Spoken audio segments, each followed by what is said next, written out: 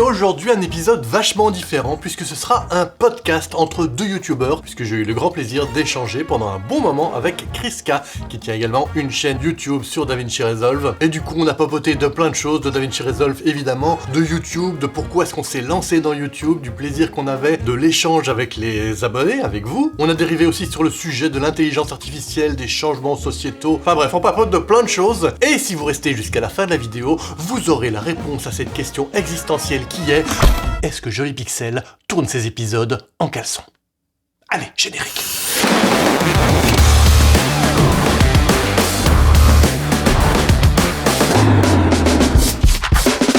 Joli Pixel. Bon, eh ben bonjour Kriska. Bonjour Joli Pixel. Est-ce qu'on dit Kriska, on dit Krishka, on dit quoi? Kriska, tout simplement. Mon nom est un petit peu choisi à la manière d'Amixem ou de Joyka si tu veux. C'est-à-dire? Mélange de mon prénom, simplement. Et moi, j'avais choisi. En fait, j'avais pas envie d'un prénom, j'avais plutôt envie d'un nom de chaîne. Et je sais pas, j'avais envoyé un truc super simple. Je me dis, tiens, c'est quoi le truc le plus simple pour parler de ce qu'on fait? Je me dis, tiens, un pixel, c'est quand même vraiment le truc. Dans l'absolu, moi, j'aurais voulu que ma chaîne s'appelle Pixel. Mais alors, des chaînes qui s'appellent Pixel, il y en a 300 000. Donc, ça fallait laisser tomber. Donc, je me disais, Pixel, avec S, sans S. Ouais, c'est ça, mais Il y en a plein. ça marchait jamais, quoi. Pour être un petit peu unique. Et Joli Pixel, il y avait une autre chaîne qui s'appelait Joli Pixel, mais qui a genre 3 vidéos depuis 1985. Donc, je me suis dit, bon, c'est pas très grave, on se fera pas beaucoup de concurrence tous les deux. Oui, c'était le vieux YouTube. Ouais, parce que je suis en train de me dire 1985, ouais. YouTube, ça n'existe pas. C'était le encore. YouTube sur Commodore 64, moins connu, pour les plus geeks d'entre nous. Non. Mais voilà, moi j'avais envie de... Justement, c'est une question que je me posais, justement. Ouais, pourquoi t'avais choisi Joli Pixel comme nom de chaîne? Parce que c'est ça. c'est peu courant, quoi, en fait. C'est parti de la simplicité de tiens, un pixel, et puis il a bien fallu que j'ajoute un petit qualificatif pour trouver un nom de chaîne unique.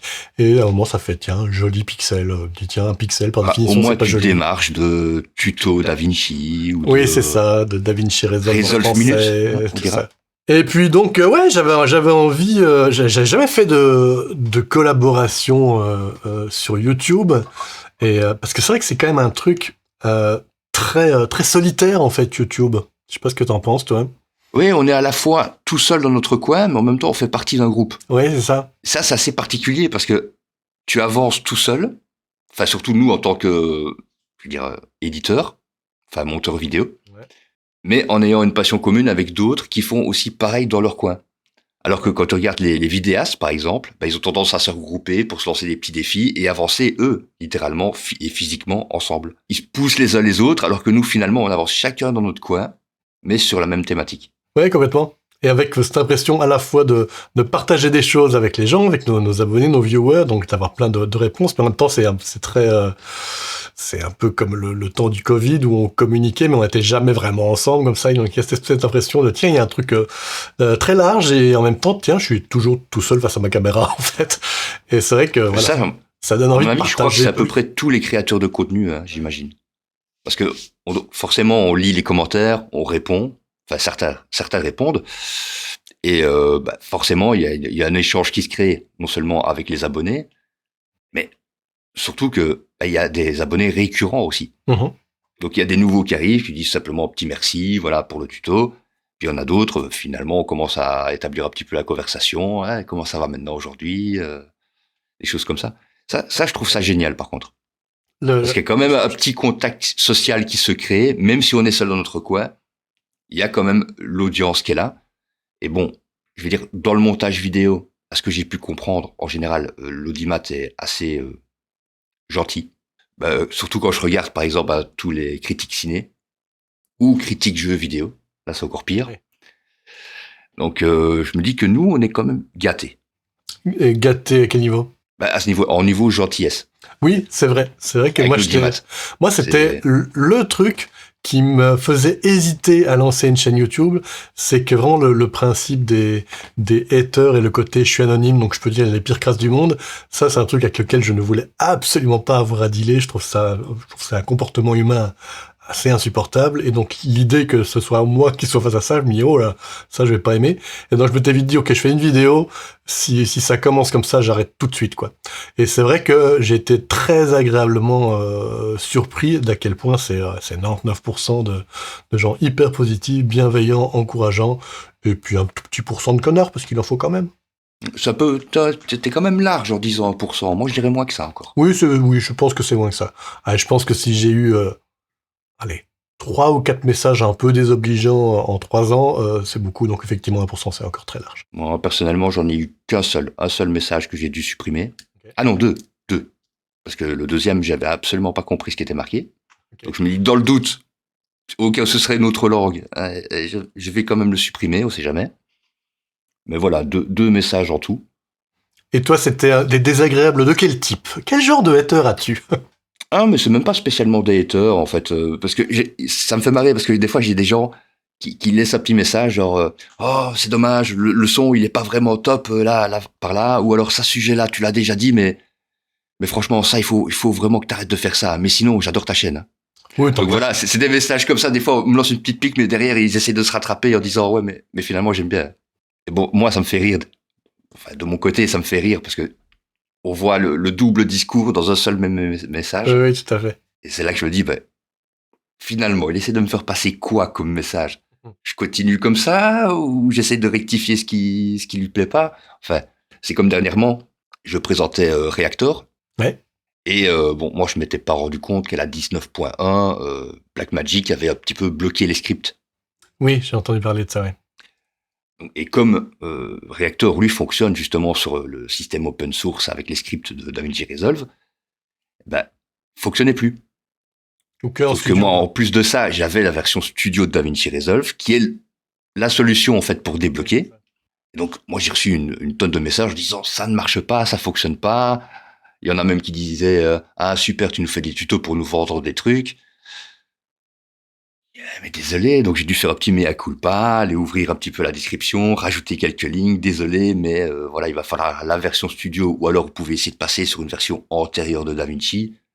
Donc essayer de récupérer un petit peu la boulette, dirons-nous. Et d'ailleurs, j'ai vu que ça fait un petit tollé parce que 2-3 jours après, il y a Patrick Sterling qui faisait un épisode dessus pour expliquer un petit peu pourquoi Reactor ne fonctionnait plus. Tout à fait. Donc ça aussi, j'aime bien parce qu'on se voit tous les uns les autres. Ben oui, tout à fait. C'est marrant de se rendre compte de ça. En fait, d'ailleurs, moi, j'ai appris que tu avais, en tout cas, en regardant ma chaîne, puisque tu l'avais mentionné, par un abonné qui m'a dit « Ah tiens, il y a Kriska qui t'a mentionné dans une vidéo, parce que je pense que tu parlais de quelque chose dont je venais de parler la semaine d'avant. » On me dit « Tiens, je vais pas redire ce qu'a dit Jolly Pixel. » Du coup, je me dis « Ah tiens, c'est marrant, il me regarde. » Du coup, moi, je te regardais aussi. Et ah, tiens, en fait, c'est marrant, ça se trouve, on est tous à regarder un petit peu chacun ce que fait l'autre. Parce qu'effectivement... Je pense que c'est ça, hein. Moi, je continue de me nourrir. Tu parlais de Patrick Sterling, ça fait partie des chaînes que je regarde. Je regarde Mr. Alex Tech, je regarde Casey Harris. Pareil. J'ai regardé pas mal de tes vidéos. J'ai regardé un petit peu de, comment s'appelle-t-il encore, l'autre youtubeur DaVinci Resolve francophone, un français. En français, ça se limite là déjà. Oui, il n'y en a pas des masses, hein. Il y a Chris Nord. Pixelnight. Ah. Oui, ça fait un petit moment qu'il n'a plus fait de vidéos, lui. Oui, je pense qu'il a fait beaucoup moins qu'avant, mais j'ai regardé quelques vidéos de lui. Il y a évidemment aussi un autre Belge, effectivement, mais qui parle, qui a une chaîne anglophone. Joris. Joris, tout à fait. Mais effectivement, en chaîne francophone orientée 100% DaVinci Resolve, il y a pas full, hein. Il y a pas full, et ce que je trouve dommage, c'est qu'il y a pas mal de Français aussi qui sont monteurs vidéo, et qui ont, bon, c'est un choix stratégique aussi, hein, mais qui ont décidé de faire leur chaîne en anglais.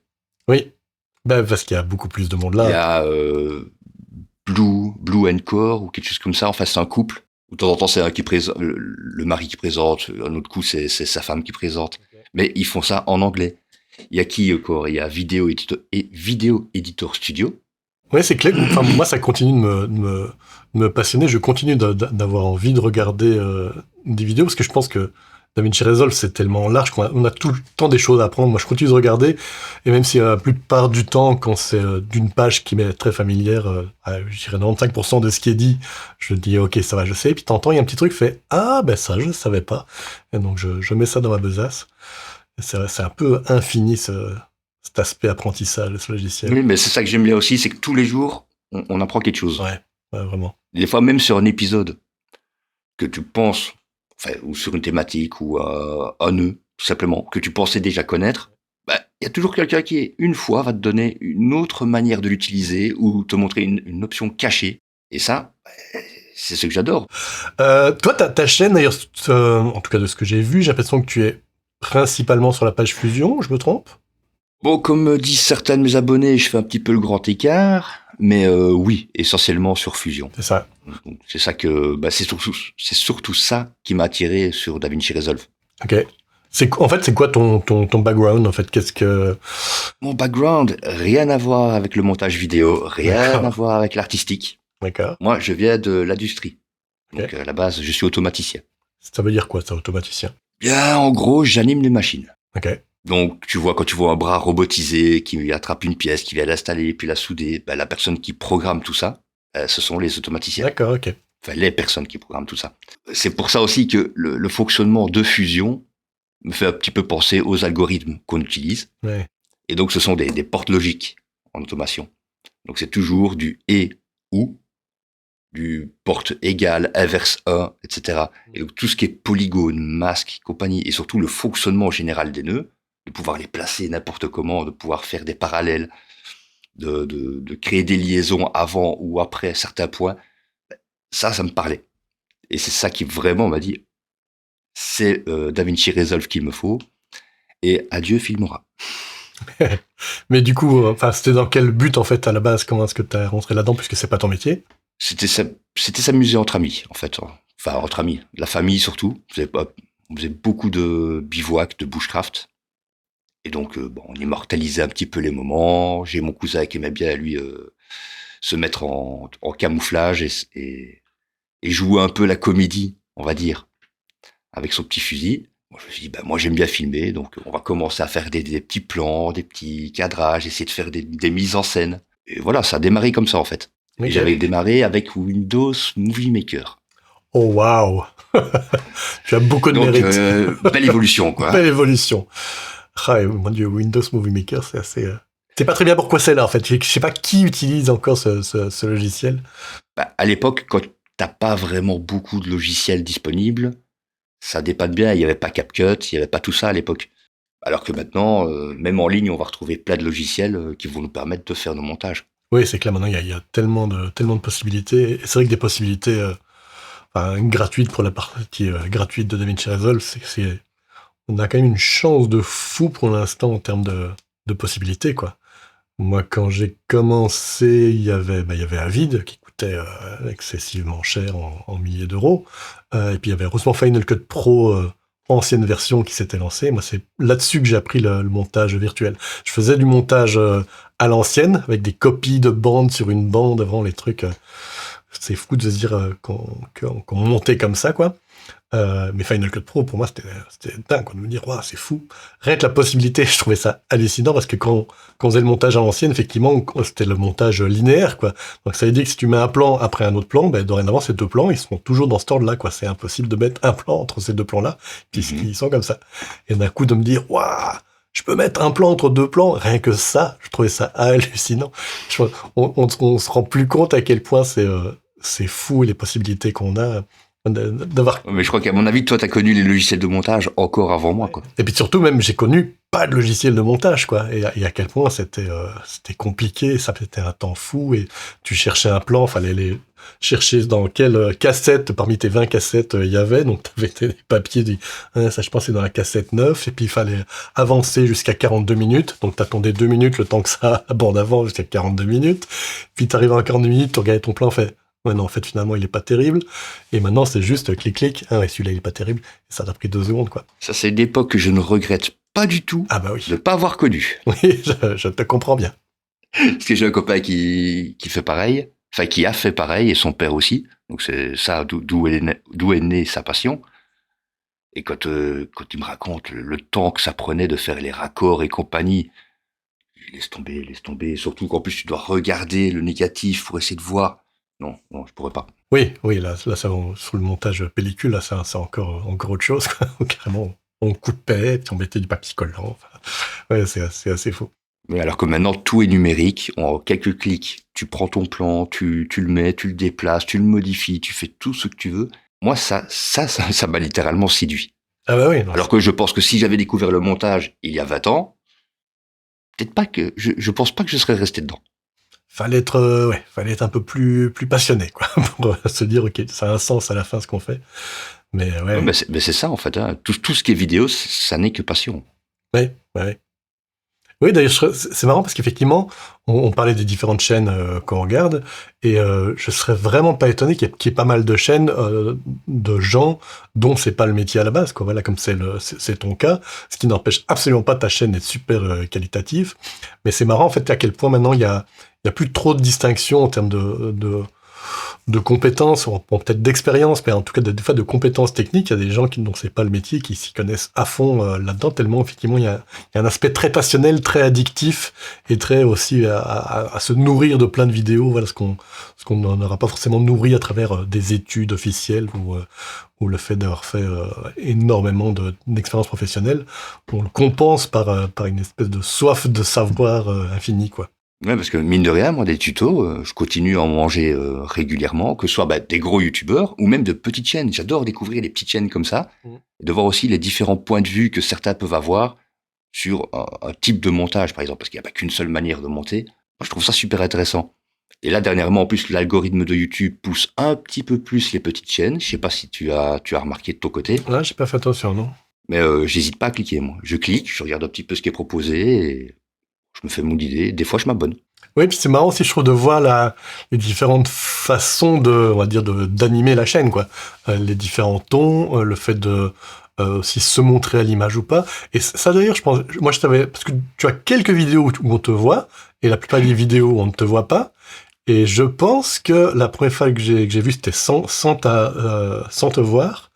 Et je trouvais ça vraiment intéressant parce qu'il y a un côté un peu comme la radio où on projette tout d'un coup sur une voix, on projette une impression de quelqu'un comme ça. Je trouvais ça très intéressant. Et t'as une voix qui est vraiment intéressante. Je trouve qu'il y a un côté. Merci. Il y a un côté conteur. Non, c'est vrai, je trouve que t'as vraiment une chouette voix qui a un grain particulier. Et je trouve que c'était juste ça et le tuto, pour moi, ça fonctionnait très bien. Et presque, mais je sais pas si t'as eu des réactions là-dessus. La première fois que je vis une vidéo, on te voit, fait ah, c'est pas l'image que je m'étais fait. Et ça me faisait bizarre parce que tellement personne m'a fait la remarque. C'est vrai, ok. Alors que moi, en fait, comme tu parles de radio, c'était justement le but recherché, c'est qu'il y ait une voix, et que de temps en temps, parce que je commence à faire apparaître ma tête sur les miniatures, mais uniquement. Et donc le but, c'était d'avoir un visage, mais sans forcément directement faire la liaison sur la voix, parce que ça aurait pu être n'importe quel visage au final. Donc c'est ça qu'après je me suis dit, tiens, peut-être de temps en temps je vais m'intégrer dans une vidéo, parce que au final, et je sais plus où j'en étais. Donc, tu parlais de petit à petit t'intégrer dans les vidéos, parce qu'au final, et là il y a eu un suspense. Ouais, j'ai eu envie de tousser. Je ne sais plus où je voulais en venir. Du coup, moi je vais te demander quelle est la raison pour laquelle sur certaines vidéos tu décides de te montrer. C'est la nécessité. Voilà, j'ai réfléchi à la nécessité d'un tutoriel afin que ce soit le plus léger possible et surtout de voir si c'était vraiment nécessaire qu'on voit ma tronche. D'autant plus que on va souvent du côté haut gauche, du côté bas droite, que des fois on a des choses à les sélectionner en bas à gauche et ainsi de suite. Donc je me dis, est-ce que je vais m'amuser à mettre ma tête à chaque fois en plus de l'écran principal et devoir la bouger parce que je dois accéder à quelque chose derrière ou des choses comme ça. Donc, le plus simple pour moi, c'était de dire, allez, pas de vidéo de moi, on se concentre sur le tuto et on profite quand on apprend des choses. Parce que c'est la finalité. Hein. Qu'on voit la personne ou pas, ça ne change rien. Sauf si ça s'intègre dans la narration, quoi. Moi, par rapport en tout cas au fait d'avoir une miniature, moi, au début je le faisais. Je pense simplement parce que tuto, je voyais ça, donc je me dis je vais reproduire ça. Je ne m'étais pas posé beaucoup de questions. Et puis effectivement, j'ai été face au problème de merde, la miniature, la vignette plutôt, elle est sur un réglage que je veux montrer. Du coup, je suis obligé de le déplacer pendant. Donc c'est pénible, ça prend du temps en plus. Et puis surtout à un moment, je me dis mais en fait, moi quand je regarde un tuto, le moment où effectivement on voit l'écran et la petite tête en miniature, je regarde pas la tête en miniature à ce moment-là. Moi, je regarde ce qu'il est en train de me montrer et pas le gars qui est en train de me montrer quelque chose. Donc je me dis, mais en fait, Les effets autour, sert un peu à rien, quoi. Par contre, je crois que j'aime bien l'alternance, et c'est pour ça que je le fais, entre tuto et revenir, on va dire, au présentateur. Pour ramener le côté humain, mais je pense que ça dépend des chaînes. Bon, moi, je pensais aussi, parce que ma chaîne, j'aime bien déconner aussi, et je me rends compte que d'ailleurs, la plupart des gens regardent la chaîne peut-être autant pour les conneries. C'est un peu ça qui fait ton succès. Je pense que c'est ça qui joue, et c'est sans doute pour ça que je continue encore, parce que sinon, je pense que je me serais un petit peu ennuyé à faire juste des tutos sérieux. Donc voilà, moi, j'aime bien cet aspect-là, et c'est vrai que du coup, il y a effectivement du coup besoin de l'image. Mais c'est vrai que c'est pas forcément nécessaire sur toutes les chaînes. En même temps, je sais pas, je vois justement j'aime bien, on parlait de Casey Ferris, Mr. Alex Tech, Patrick Sterling, etc. Je sais pas, je crois que j'aime quand même bien les voir, mais eux, ils font alternance entre la pleine image, enfin non, je crois qu'ils sont peut-être la miniature, mais en tout cas, il y a l'aller-retour entre eux en plein écran et puis le tuto plein écran. J'aime quand même bien ça, j'aime quand même bien avoir des personnalités différentes par chaîne, en fait. Et que ce soit pas juste un apprentissage, mais aussi retrouver ce gars-là. Il y a quelque chose qui est plaisant, je trouve, là-dedans. Ouais, c'est une chose que j'aime bien chez Mr. Alex Tech, par exemple. Toujours, il a son facecam et puis il va passer d'un coup sur le tuto. Mais on voit qu'ils ont quand même déjà de l'entraînement, parce que c'est pas évident de switcher non-stop sur les différents écrans. Ils arrivent à donner une animation simple, juste en faisant un switch, comme ça. Un coup facecam, avec leur personnalité, et puis hop, on bascule sur le tutoriel, ils nous montrent ce qu'il y a à montrer. Et d'ailleurs, dernièrement, je vois qu'il y en a quand même pas mal qui ont acheté des petites tablettes là pour pouvoir écrire en plus sur l'écran. Et chez Casey Ferris, par exemple, lui, ce que j'aime bien, c'est toutes les mises en scène qu'il va faire. Un petit peu comme toi, tu fais avec ton débutant, ignorant. J'ai oublié. Le nul. Le nul, voilà. C'est dommage qu'il n'y ait pas un peu plus d'épisodes comme ça, parce que ça commence à manquer un petit peu. Ouais, et ça c'était typiquement une envie de... Ouais, je te disais un peu l'aspect solitaire du youtubeur, je me dis tiens, j'aurais envie de partager un peu ça avec quelqu'un. Du coup, d'où l'idée de faire un duo avec le nul, avec Alex. Mais en termes de retour, ça a été compliqué. En fait, je me suis compte qu'il y avait des gens qui... ces vidéos n'étaient pas les plus regardées, loin de là, c'était même plutôt dans les moins regardées. Je pense parce que, spécialement, c'était des thèmes très basiques, parce qu'effectivement, il est vraiment nul en David Resolve, il y connaît vraiment rien. Et donc, ça met la barre assez bas, et je pense que, quand même, visiblement, la plupart de mes viewers ont quand même un certain niveau, et donc c'était un petit peu la barre un peu trop bas. Et donc je pense du coup ça collait pas trop. Il me faudrait un peu moins nul en fait. Pas sûr, parce que peut-être que les épisodes vont prendre dans le temps en fait, si ça se trouve. Peut-être, faudrait que j'aille refaire un tour. Faut regarder un petit peu les statistiques, mais à mon avis, je pense que les personnes qui découvrent DaVinci Resolve vont un peu mieux digérer l'information avec ce type de vidéo un peu humoristique, plutôt que un cours qui est vraiment 100% didacticiel, où il n'y a pas de blague, et tu as du brut, quoi. Tu as de l'information brute, et ça, j'ai remarqué que c'est difficile à digérer. Oui, c'est clair, surtout qu'on commence et il y a tellement de choses en gros, t'as un peu l'impression de pouvoir commencer à faire quelque chose, faut déjà avoir appris une trentaine de leçons pour pouvoir au moins faire un truc, quoi. Donc c'est vrai que le départ, c'est quand même assez ardu, quoi. Ça demande un certain courage de se lancer, quoi. Ouais, c'est ça aussi que, là, ici, moi, sur ma propre chaîne, je commence à refaire des épisodes, ou plutôt, là, ici, je convertis des shorts, plutôt, en petites vidéos, le format Resolve Minute. Je sais pas si tu as vu. Non, j'ai pas vu ça. Quand je veux faire une vidéo maintenant qui va durer moins de 3 minutes, je la mets directement dans un format Resolve Minute qui sort le dimanche matin. Comme j'ai remarqué, de toute façon, le pic de vues se faisait durant les 48 premières heures. Ouais. Et ma vidéo du vendredi, je sais qu'elle commence à arriver tout doucement sur sa fin et je relance l'algorithme avec la vidéo du dimanche matin. Et là, je propose un tout petit truc, une petite information, vite fait, bien fait, comme ça, moins de 3 minutes. Et là, sur ce format-là, j'essaye d'intégrer des informations plus basiques. Parce que, comme tu le dis, on a certes des abonnés qui sont peut-être un peu avancés, d'autres beaucoup plus, au niveau montage vidéo, fusion, étalonnage, etc. Mais j'oublie pas qu'il y a des nouveaux arrivants aussi.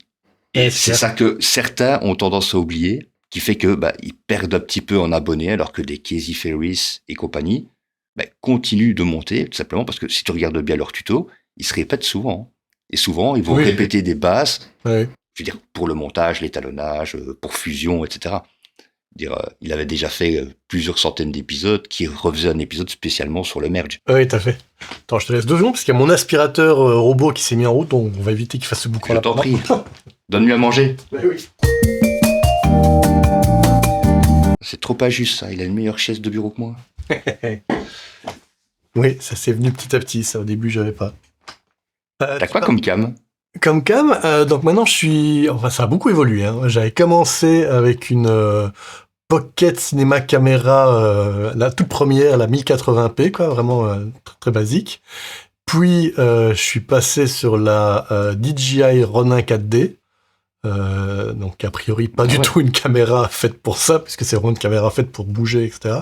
Mais c'est celle que j'avais, donc je me dis tiens, oui, le setup devait être beau à voir. Ouais, et puis c'était très compliqué à installer, etc. Puis à un moment, j'ai voulu avoir un setup beaucoup plus... qui mérite pas à chaque fois que je passe 20 minutes pour installer mon truc, quoi. Donc j'ai voulu de plus en plus caler vraiment un truc fixe. Et donc là, depuis quelques mois, j'avais une Blackmagic Studio Camera. Et je viens de rechanger, où là maintenant, j'ai mis une Sony ZV-E1, qui est bien, je suis content parce que c'est la légèreté que je voulais, parce que je voulais l'attacher aussi à mon bureau, comme ça maintenant j'ai un bureau qui permet de se lever. Bureau. Oui, j'ai vu ça. Pratique, hein? C'est vachement bien. Vraiment, je suis très content. Et donc du coup maintenant je fais mes vidéos debout et je trouve ça beaucoup plus dynamique, donc je préfère. Et du coup voilà, maintenant tout est attaché à mon bureau. Et la ZV1 vraiment chouette, sauf que elle surchauffe. Là pour l'instant elle tient. Depuis 29 minutes, mais j'ai déjà... Avec la mise à jour, ça n'a pas été réglé, ça? J'ai refait des tests, et non, elle a... Et en plus, j'ai mis un petit ventilateur, etc. derrière, mais j'ai toujours pas du continu. Donc, il est possible qu'à un moment, la vidéo s'arrête. Ça voudra dire que j'ai plus de... Enfin, qu'elle a surchauffé, quoi. Ça veut dire que moi, je me débrouille avec une petite M50. M50, c'est quelle? Canon M50. Canon M50, ah oui. C'est à peu près la cousine du ZVE10. Ok, d'accord. Donc c'est l'appareil hybride qui te permet à la fois de faire un peu de photos, un peu de vidéos, mais sans jamais être à fond dans les performances, quoi. Donc ici, je crois que le mien c'est 4K 25 images par seconde avec un crop et 1080-50. Et là maintenant, j'ai switché sur la Pocket 3 qui me permet d'être beaucoup plus mobile, hein, contrairement à toi qui cherchait justement à avoir moins de mobilité, à avoir un truc fixe. Moi, c'est l'inverse. Donc là, je suis passé sur un truc que je peux attraper, prendre et commencer à filmer un peu n'importe où. Ouais, complètement. Et j'en suis ravi. Ce qui était un peu l'idée aussi pour moi de la ZV1, je voulais vraiment une caméra de vlog. Et d'ailleurs, j'avais fait un épisode où, je sais pas si tu l'as vu passer, celui-là, où je compare Final Cut Pro Premiere et DaVinci Resolve. Et du coup, je m'étais fait une petite journée d'escapade à la mer. Et pendant tout le long de mon escapade, j'aborde les différents sujets et tout ça. Ah ouais. Et il n'y a pas longtemps que tu l'as fait, celle-là. C'était déjà une bonne année et demie, je pense. C'était pendant l'été. Et voilà, donc j'avais envie d'une caméra vlog pour ce genre de truc-là. Et c'est marrant, d'ailleurs, je voyais peu de temps après Mister Alex Tech qui faisait aussi une vidéo dans la forêt, etc., où aussi il découpe un peu. Et je me dis, on a tous de temps en temps besoin on a un peu ras-le-bol dans le studio avec la même image, la même tronche, etc., envie de faire autre chose. Et je pense que voilà, de temps en temps, on se fait ça, mais c'est vrai que ça prend tellement plus de temps de montage, de tournage, etc., qu'on peut faire ça que rarement. Si je ne me trompe pas, Jamie Fenn aussi a la même. Tu parlais tout à l'heure des statistiques. Quel rôle ça a pour toi ou quelle importance ça a pour toi? Est-ce que tu regardes un peu beaucoup? Qu'est-ce que tu regardes exactement? Je suis non-stop sur la page. Ok, ah ouais, carrément. C'est addictif. En fait, la page est tout le temps ouverte, elle est là au-dessus, tableau de bord de la chaîne. Mais c'est essentiellement pour l'onglet communauté. Ouais, oui, tout à fait. Donc, comme ça, je vois, j'ai la liste de tous les messages et je ne suis pas obligé d'aller dans les notifications pour faire défiler. Moi, onglet communauté et je vois tout ce qui n'est pas répondu. Comme ça, je peux suivre.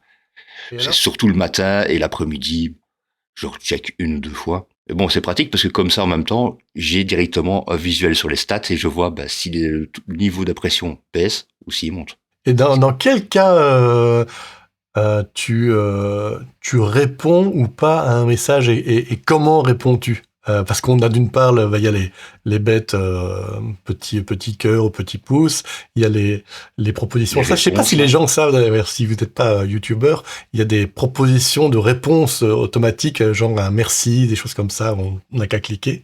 Comme sur les mails. Hein. Comme sur les mails, il y a ça aussi? Enfin, moi, en tout cas, avec Gmail, quand quelqu'un m'envoie un message, directement, il me propose au moins 3 propositions. Okay. Merci beaucoup, d'accord, non merci. Mais donc voilà, il y a des solutions, on va dire, de facilité où il suffit de cliquer, et puis après, si on veut répondre plus, on répond plus. Est-ce que tu sais dire dans quel cas est-ce que tu mets vraiment un message personnel où tu prends le temps de répondre toi? C'est quand j'ai Allez, comment on pourrait appeler ça? Parce que c'est pas une question d'envie, mais des fois, une question de temps aussi. Des fois, je suis occupé, donc je vois passer les messages, donc je mets un petit cœur déjà pour dire que j'ai bien vu votre message. Mais en ce qui concerne la réponse en elle-même, si je dis merci, si jamais je commence à dire une phrase un peu plus longue, ça c'est vraiment si j'ai le temps, et puis une partie c'est pas feeling non plus. Ça dépend du message, en fait. Ça dépend du message. Si c'est juste un merci beaucoup pour le tutoriel, je vois pas spécialement l'intérêt de répondre derrière. Okay. Ah, merci beaucoup pour ton remerciement. Oui, c'est ça. Je mets un petit cœur, voilà, on m'a dit merci, voilà, j'ai vu, c'est comme si tu me disais en face merci, je te faisais un petit sourire en retour. Oui, c'est ça, c'est vraiment ça l'idée. Donc c'est surtout ça qui va faire en sorte que je vais répondre ou non à un message. Je pense qu'il fait que je réponds, c'est soit effectivement c'est un merci, mais on va dire un petit peu plus emballé, quoi, où les gens prennent vraiment le temps de dire l'appréciation qu'ils ont de la chaîne, etc. Donc voilà. Si j'ai le temps et que c'est un moment où je dis tiens, ça va toucher, du coup là je prends un peu le temps de répondre. Et quand c'est des questions, parce que c'est vrai qu'il y a pas mal de gens qui, j'imagine à toi aussi, posent des questions, même des fois sur un sujet qui n'est pas celui de la vidéo. Là, faut toujours de 1 que j'ai le temps, ça reste le critère numéro 1. Ensuite, il faut que je comprenne la question, et ça vraiment j'ai envie de vous le dire, là j'en profite, là je vais regarder dans la caméra, vraiment essayez d'être clair dans vos questions, parce qu'il y a plein de fois où je réponds pas, parce que je comprends même pas la question en fait. Et c'est vrai que je ne vais jamais prendre le temps ou alors très rarement, de dire écoute, est-ce que tu peux préciser ça, parce que je ne comprends même pas ta question. Voilà, mon but non plus n'est pas de absolument répondre à ta question. Donc, si je te rassure, ça m'arrive tout le temps. Oui. Donc voilà, si vous êtes précis avec vos questions et que je peux répondre à votre question en maximum 4 phrases, la plupart du temps, honnêtement, je vais y répondre.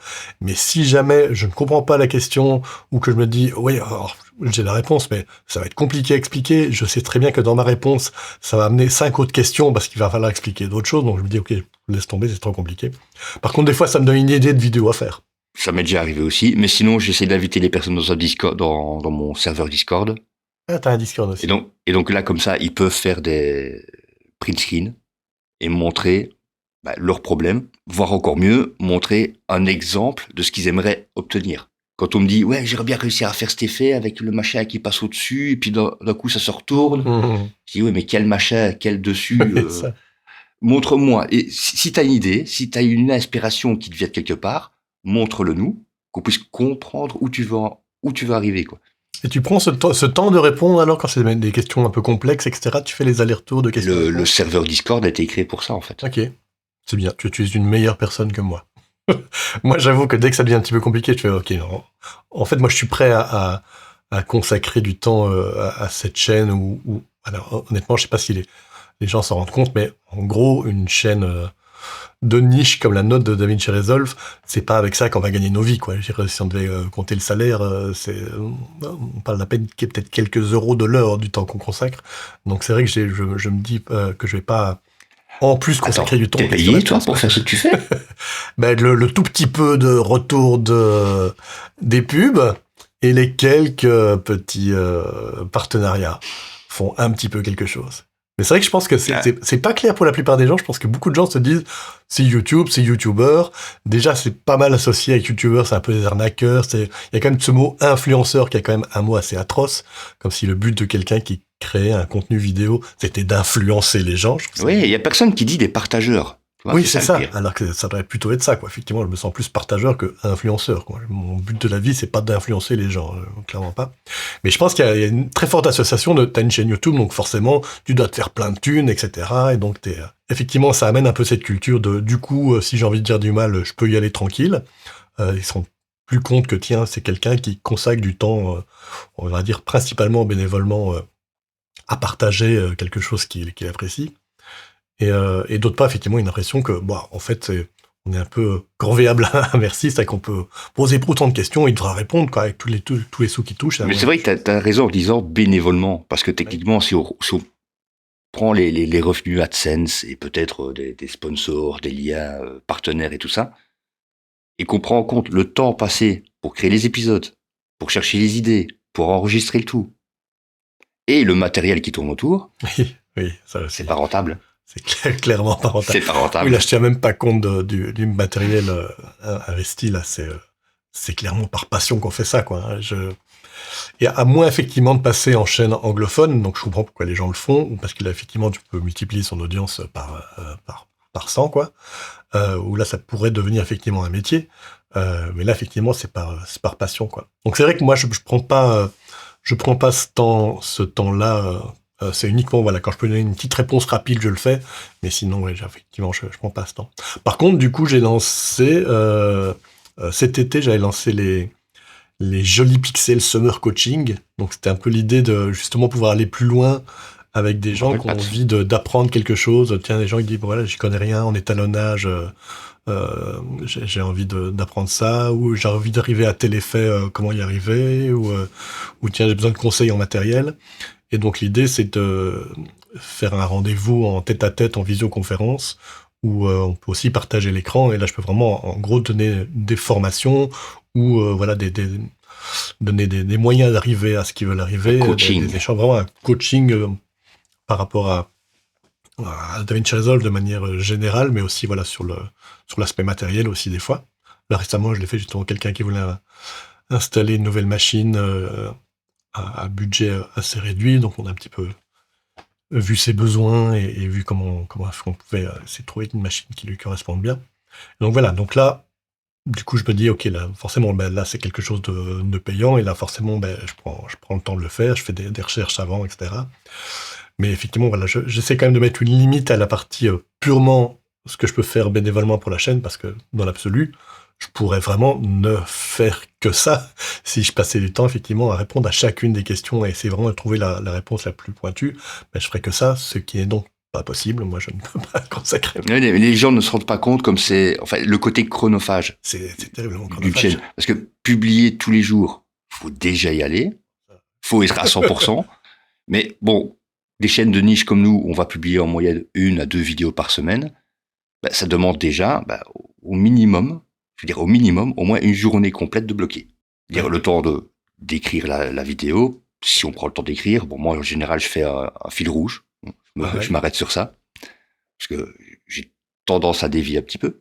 Et puis, il y a la partie enregistrement, il y a la partie montage.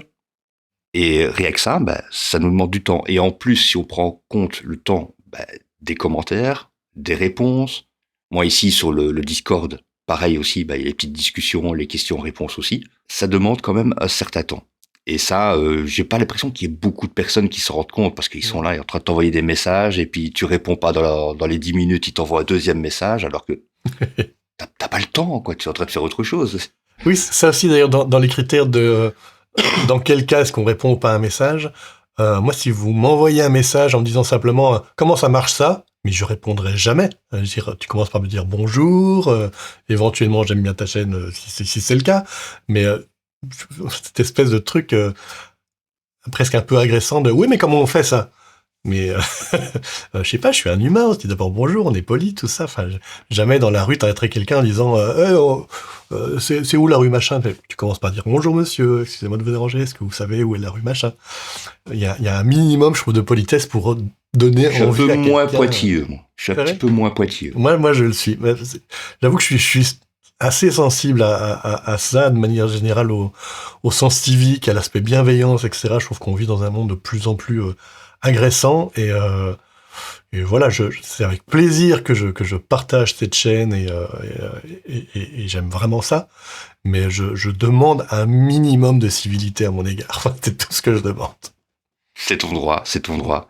Moi, j'ai tendance à zapper un petit peu, je veux dire, et tu me fais penser justement que oui, j'ai bien un commentaire auquel je n'ai pas répondu, qui est toujours en attente. Ok. Et c'était sur l'épisode avec recréer la planète Terre. Et il y a quelqu'un qui a mis un commentaire. Est-ce que quelqu'un a fait le preset et pourrait me le passer, s'il vous plaît? Je sais pas, parce que le message, je le vois tous les jours, parce que je veux pas mettre de petits cœurs dessus. Donc, tant que je mets pas de petits cœurs dessus, il reste affiché. Ça, c'est un petit peu énervant. Et j'ai pas non plus envie de le supprimer parce qu'il y a rien de méchant dans ce commentaire. Oui, tout à fait, bien sûr. Mais bon, moi, personnellement, je vais pas y répondre parce que c'est pas le but de la chaîne. Le but de la chaîne, c'est pas de faire des trucs, enfin, de faire des vidéos, de vous montrer des effets, etc. Et puis de vous donner la composition ensuite. Le but, c'est à vous de faire la composition. Oui, je vous donne les liens pour aller chercher les assets. Je vous donne des techniques pour réussir à le faire. Mes vidéos, elles durent pas 1 heure. En général, les plus longues vont durer peut-être 30 minutes. Ouais, donc, il y a rien d'impossible à ça. Alors, si tu laisses un message en demandant, ouais, est-ce que quelqu'un a fait le truc du tuto, là, et peut m'envoyer le code? Non, je suis désolé, mais non. Non, c'est pas le but. C'est pas le but. Là, je réalise d'un coup. C'est marrant, en fait,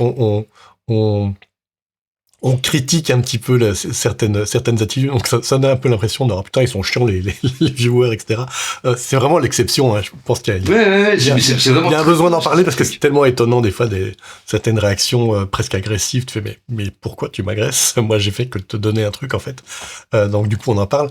Mais c'est vrai que vraiment moi je tiens à redire à quel point moi ça me touche vraiment. Je suis vraiment hyper content de la gentillesse de manière générale des gens, de la bienveillance, quoi. Je trouve ça tellement chouette, de nouveau, dans ce monde compliqué. Ça fait du bien, voilà, aussi d'avoir son travail reconnu. C'est quand même vachement important, étant donné que c'est ça, principalement, notre salaire, honnêtement, c'est la reconnaissance des gens.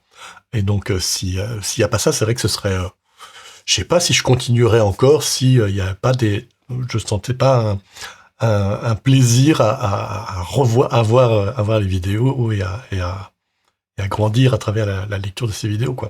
C'est vrai que ça fait plaisir. C'est un petit plaisir que j'ai, et ça, les gens, par exemple, ici, les viewers ne le savent pas, mais bon, j'ai mon Facebook personnel avec ma famille et tout ça. Et une des premières choses que je fais le matin, c'est lire mes mails et regarder un petit peu les messages, comme je te disais. Et des fois, il y en a qui sont plus touchants que d'autres. Alors tu te lèves le matin, puis t'as quelqu'un qui te dit « Ah, merci pour cet épisode, grâce à vous, j'appréhende mieux Fusion ». Ça fait plaisir. Ça fait plaisir. Donc des fois, moi, je fais petite copie du message, je vais sur Facebook. Ah, regardez, la famille, ça fait plaisir de se lever avec ça. Ça, c'est des choses que les gens ne voient pas. Mais tous les messages bienveillants, en général, toi comme moi, comme tu viens de le dire, on en prend compte. Et cet enthousiasme du public, ça nous aide aussi à continuer. À fond. Ouais, non, c'est super important, et c'est vrai que ouais, c'est bien peut-être de dire aux gens qui laissent ce genre de message positif à quel point c'est important, parce qu'effectivement vous n'aurez pas d'office une réponse, avec des fois c'est juste ça fait plaisir, et il y aura juste tiens un petit clic, un petit cœur, et pas plus. Donc des fois peut-être que vous vous dites que c'est même à peine lu. C'est vraiment lu. En tout cas, moi, je sais que je lis tous les messages d'office. J'ai pas toujours le temps de répondre, mais en tout cas, c'est toujours lu et c'est toujours reçu, et ça fait toujours du bien. Donc, je pense que c'est bien de se rappeler que ça a un sens. Bon, je pense peut-être pas sur des grosses chaînes. Je pense que McFly et Carlito, ils lisent pas les 3000 messages qu'il y a sur chacune de leurs vidéos. Ils doivent lire les 100 premiers et puis ils doivent s'arrêter. On pourrait être étonné. Vraiment, vu le nombre de messages, je pense pas. Parce que c'est vraiment gigantesque. Peut-être qu'ils sont triés par quelqu'un et qu'ensuite on leur fait lire les meilleurs. Je pense qu'ils lisent un peu, parce que je sais qu'ils sont... Moi, c'est une chaîne que je regarde avec plaisir, d'ailleurs. Je sais qu'ils sont des fois touchés quand ils voient des retours positifs, etc., ou négatifs, qu'ils le prennent aussi. Mais c'est impossible de tout lire, quoi. C'est vrai que nous, on a encore la chance, vu la taille réduite, de pouvoir tout lire, quoi. Donc voilà, n'hésitez pas à continuer d'envoyer des messages. Ça touche son but à chaque fois. Oui, d'ailleurs, c'est ça qui m'a encouragé, moi, à continuer la chaîne, parce que mes épisodes, au départ, c'était plus un rappel pour moi-même, au départ. La chaîne, c'était vraiment ça. J'ai commencé à avoir plein de petits cahiers, comme ça, remplis, avec des notes, et des notes, et des notes, et des schémas, des compositions. D'ailleurs, ici, je crois que, voilà, j'ai qu'à tourner comme ça, et directement, il y a une petite compo. Et comme je commençais à avoir beaucoup de carnets, je me dis, tiens, je vais tout mettre en vidéo sur une chaîne où tout est gardé. Pas comme Twitch et compagnie où au bout d'une semaine ta vidéo disparaît, quoi. Je crois que c'est ça. Je sais pas, je suis pas je fais pas de stream. Donc j'ai commencé à faire mes épisodes et puis j'ai eu des bons retours. Des gens qui me disaient ah merci, grâce à toi, je savais pas qu'on pouvait faire cela, mais grâce à toi maintenant je le sais. Et tout doucement, ça m'a incité à continuer à faire et tout doucement ça m'a continué à comment je peux dire Manque des mots tout dans ta doucement phrase. ça m'a incité à continuer les épisodes. Ouais. Ouais, je suis dyslexique là au niveau des mots. Et ça fait quoi maintenant 2 ans et demi, voilà. 2 ans et demi que la chaîne existe et que je continue à publier des épisodes, tout ça parce que non seulement ça me plaît, c'est quand même une des choses primordiales des fois, il faut pas l'oublier non plus, il faut que ça plaise au créateur de faire ce qu'il fait. Et puis il y a le retour des gens qui est tellement positif que je dis en même temps tu te sens un peu responsable, tu dis je vous ai donné des informations là, mais je peux pas vous laisser comme ça, je vais vous en donner plus. Là, tu parlais du moteur initial, des raisons de commencer la chaîne. Moi, c'était un peu proche de ça. Moi, il y avait aussi une partie où je connaissais déjà pas mal DaVinci Resolve, mais je dirais que j'étais encore en phase de transfert où je venais de Premiere Pro, d'After Effects, de Apple Motion, etc. Donc, j'apprenais de plus en plus DaVinci Resolve. Et je m'étais dit, tiens, en fait, ça va me donner une motivation supplémentaire à apprendre DaVinci Resolve, c'est-à-dire que chaque chose que je vais apprendre, je pourrai aussi faire une vidéo dessus. Et maintenant, c'est un peu en alternance de ça. Je pense qu'il y a pas mal de choses que je connais depuis perpète ou depuis peu. Et il y a des fois des choses que j'ai appris dans la semaine, quoi. Ça arrive aussi que je fasse encore maintenant des vidéos là-dessus. Et ça arrive aussi, ça c'est quand même assez drôle, que j'essaie de retrouver un truc que j'ai déjà fait une fois dans ma vie, je me dis, ah putain, mais j'ai fait une vidéo là-dessus, je vais revoir ma vidéo pour me réapprendre comment est-ce qu'on fait ça. Parce que c'est vrai que si on fait pas tout le temps la même manipulation régulièrement, toutes les semaines, on oublie, quoi. Il y a tellement de possibilités dans ce... Je crois que j'ai été revoir peut-être une vingtaine ou une trentaine de fois mes épisodes. Je suis en plein montage et je suis en train de... Mais comment est-ce qu'on fait ça encore? Allez, il y avait une vidéo du gars là. Je sais déjà où j'ai la réponse. J'ai ma chaîne, voilà, hop. C'est pratique. Même pour nous, vous vous rendez pas compte, mais c'est super pratique pour nous déjà en premier. C'est qu'on sait qu'on a fait quelque chose, on sait qu'on a l'information. Pour le moment, on ne la trouve pas. Elle est perdue quelque part. Donc on va la rechercher.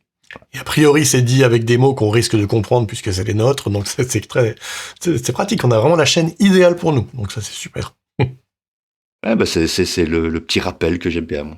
Ouais. C'est ma chaîne plutôt que les carnets. D'autant plus que les carnets, ça peut prendre l'eau, tu peux perdre tes informations, alors que là, avoir tout en vidéo sur un site comme YouTube en plus, je dirais c'est rassurant. Moi, je veux dire pour garder un maximum d'infos, je trouve qu'il n'y a pas mieux que YouTube.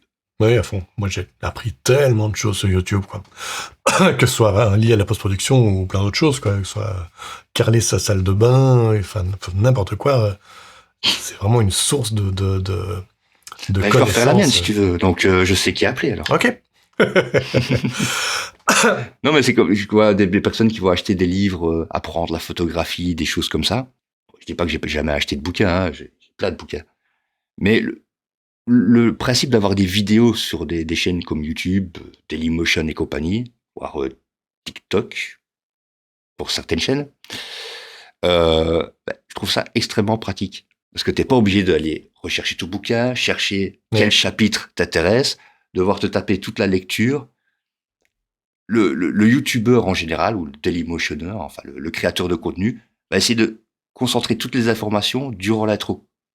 Pour te dire, durant les premières secondes, c'est ça que je vais te montrer.